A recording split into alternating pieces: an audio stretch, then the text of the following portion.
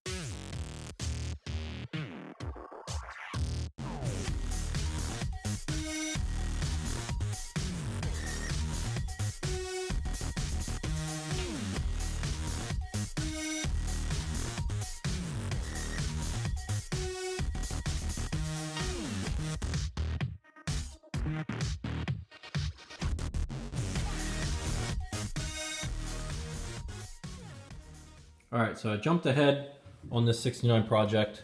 Like I said, whenever I dropped the engine in, there was a clearance issue. So what I did was took my plasma cutter, took a straight edge, cut that out. I did the width, I'd made it even on both sides so that it's not off-centered in the car. But made it the same depth all the way around, cut it with a plasma cutter with a straight edge along it so you can get that nice clean line. Went back with it with the grinder just to make sure there's no burrs on it so it don't affect my weld. And what I did was, the piece that I cut out, I flipped it because it's the same the whole way around, so I made sure I didn't mess up whenever I cut it. I'm going to flip it so it's inside out so it creates a 90 in and up like that. So this, I already welded the ends on it. So this is what was in there, and what I'm doing is flipping it. And I welded those tabs on the end to make up that difference, but it's just going to sit in that pocket just like that and get welded on. And that's what I'm left with. I got it notched out just where I needed to, centered in the car. Everything's welded in. So that's what I was trying to get, just that extra clearance for that oil pan to sit down in there. So now what I'm going to do is I have everything done. I did all the gaps. So I'm going to set it down on the ground, push it outside, and do a walk around on the car, show some of the gaps, and show how the body panels on this car line up.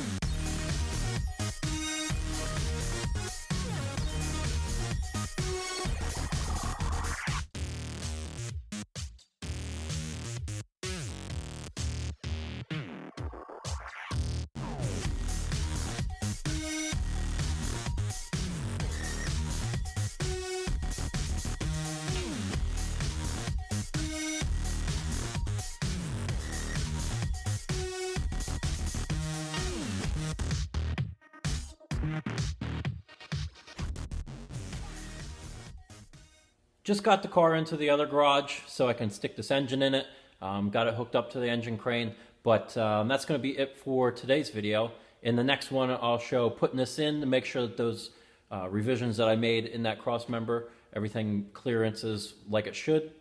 So we'll drop the engine in the next video. We'll bolt that transmission up in place to make sure there's no clearance issues in the tunnel.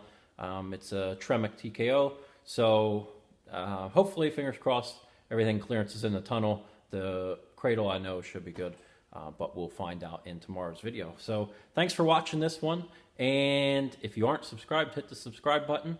Leave a like or a comment. I try to reply to every comment, and we'll see you in the next video.